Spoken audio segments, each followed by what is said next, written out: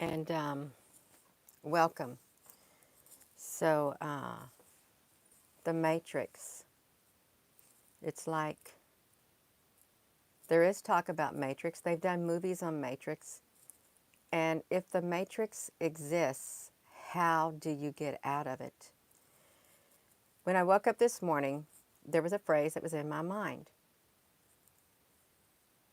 Um, Who the sun sets free is free indeed. That was the phrase. So I was sitting drinking my coffee, and then I thought about, or my tea, I thought about the video last night about reincarnation. And if you think about it, that has far reaching ramifications in this present life form. If somehow some type of controller is able to tap into past lives without you having a memory of it, and yet they trigger that past life within you, certain fragments of it, certain parts of it, certain aspects of it, it has far reaching ramifications in your physical life without you knowing it. So that's what I was thinking about too. That movie, the theory, the thought, there's really a lot. Yeah, I don't even think it's just a theory. I think there is a lot behind it, because a lot of us feels like we're an old soul in this body that we're in right now. I've always felt like an old soul. I have. Good day and good morning, you all. So, if life truly is a matrix, and if people signed soul contracts to come back, that's a train of thought, a school of thought out there. You signed a contract to come back, a soul contract. You agreed to fulfill your purpose here on this earth again during this lifetime. I know that sounds wild, and for me, coming from a background of Christianity, grew up in church and stuff, it's hard to differentiate between the roots of Christianity, and I don't have a problem with it. I'm very happy for my faith, my belief system inside of here. I really am. I grew. I really did, and gave me something to look forward to, something to hope in. It put the light in me. Okay, got the light in me. You all, I do. So with all that, I'm trying to. How do you grasp another train of thought when you've been in church all your life, and then you hear all of these different types of theories, and do you automatically reject it because it comes against what you've been taught all of your life? Just like in school, when you've been taught a certain curriculum on many things, and that's what you have ingrained within you, and then as you get older, and you hear that there's other schools of thought, a curriculum out there, it goes against the grain. It goes against what you've learned on the inside of your being. It does. And it's hard to open your mind to it once you've already had all this other information in your mind, and you close the door. You think, okay, that's it. I'm not letting nothing else in. But then there's all these other schools of thought. And if you couple that with, if you grew up in church and stuff and you have a certain school of thought within there, I will say this. I have always, even since I was small, love is the most important thing to have within you. And when people are labeled because they go to a certain place or believe a certain way, I don't think that's fair, because they got love within them, true love within their being. And that's what I've always focused on. So that I'm thinking about this thing last night, reincarnation, and then I wake up in the morning. He, the sun sets free is free indeed. I'm going to get right to it. I am. We not. I think we're kind of living in some type of a matrix. I really do. I'm not just saying that. And you see these things about soul trap, and your soul is trapped. How to get out of this soul trap? Hello there, Apple Brooks. How to get out of it, you all? Yeah. I once took my rods that I had made out of refrigerated copper tubing, and I thought, okay, I'm going to see. This was years ago when I started awakening. Never heard of it before, but I said, I'm going to see. How many times on this earth have I been on this earth? And it was around 23 times. I think I might be in my 24th time on earth. And I'm sitting there thinking, well, how is that possible to be here 24 times on this earth? And you may not want to hear this. That's fine. It may sound very odd, and you say, that is blasphemy and all that. That's fine. I did it. I did. I did that. And no, I did not have no evil intention in my heart when I did it either. I did it out of curiosity. I did. And so I'm thinking about that. I wake up this morning after we do the video, the reincarnation. Is it real? And there was all these stories, and there's thousands more. Thousands and thousands of more stories, I'm sure, on this earth that people have told when they were a little child of a past life, of who they used to be. And they remembered. One person was a male in another life, or a female in another life.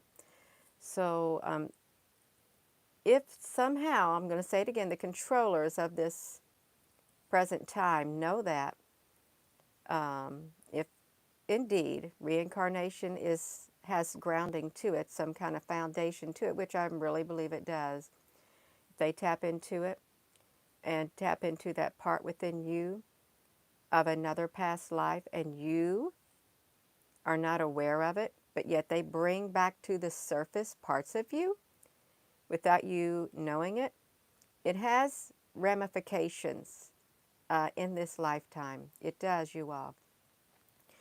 So we're going to get to it, you all. So I wanted to try, I was looking for an image, a screenshot to do for this video of the Matrix, and that's the only thing I came up with. But you know what? I went to search engine on this Surface laptop that I got, and I typed in the Matrix of Life. That's what I typed in, and I want you to look at it. The Matrix of Life. I thought, well, I can get another Matrix image, maybe in the imagery. Water. Water is an active matrix of life for cell and molecular biology. Called the water the matrix of life. This biologist, Zent Georgi, called the water the matrix of life and claimed that there was no life without it.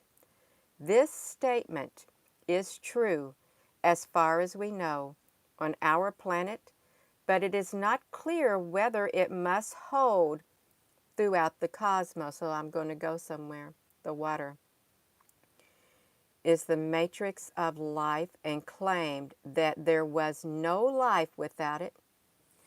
So then when I saw this a few minutes ago, I thought water is very symbolic. It's extremely symbolic. So I had the thought that came in my mind this morning as soon as I sat up from my bed. Who the sun sets free is free indeed. So that thought came back to my mind when I saw this. And then the water is the matrix of life. So when you accept Christ into your life, and or even when you go to a church, they use water. If you're a Catholic, they'll sprinkle the water on you. In Christianity, you're submerged in the water. You're brought back up, and it's a new life, a new beginning. So This water is very, very important. It's very symbolic. And I was totally shocked when I went to look for a picture that would be more representative of this. And I said the matrix of life, and it brought up water. And you're immersed in the water. You're sprinkled in the water, and you're sealed with the water. You're sealed with the water, and the water is the matrix of life. And if who the sun sets free is free indeed, and you go down in that matrix of life and you come back up, because water, according to this molecular biology um, scientist, or whatever you want to call him, says it is really the matrix of life. It's symbolic, you all. It's totally symbolic. I know this is really deep. I'm trying to wrap my mind around it. I really am. It's an active matrix of life. So we are really created by a maker. We are special. We're special. We're unique. We are a form of life. Um, we've got water in our bodies. Our bodies can't survive without the water too. But if you think about this, there's a life form out there. It may not be sentient and benevolent at the same time, but it wants to create its own life form. Would that life form have water flowing through it? Or would it be something totally different? Would it be something totally different without the water? And without the water, there really is no life. Is that an imitation? Is it? We're the real deal. I'm the real deal. You're the real deal.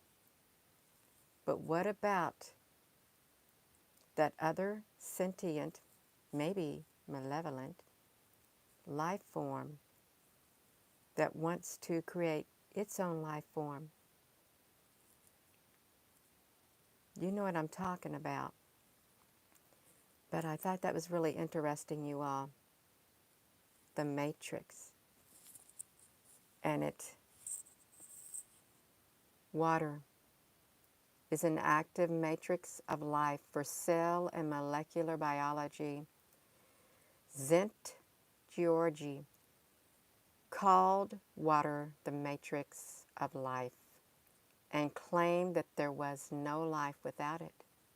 This statement is true as far as we know on our planet, but it is not clear whether it must hold throughout the cosmos. That's right, Susan Honey. Water is an active matrix of life for cell and molecular biology, and it is very, very symbolic, extremely symbolic in Christianity. And I don't know about the other religions too, because you're submerged, immersed in the water, sprinkled in the water, you're washed in the water. But the other life form that is out there that wants its own life form, I don't think it's going to have water in its body to make it a living molecular biological body. I don't.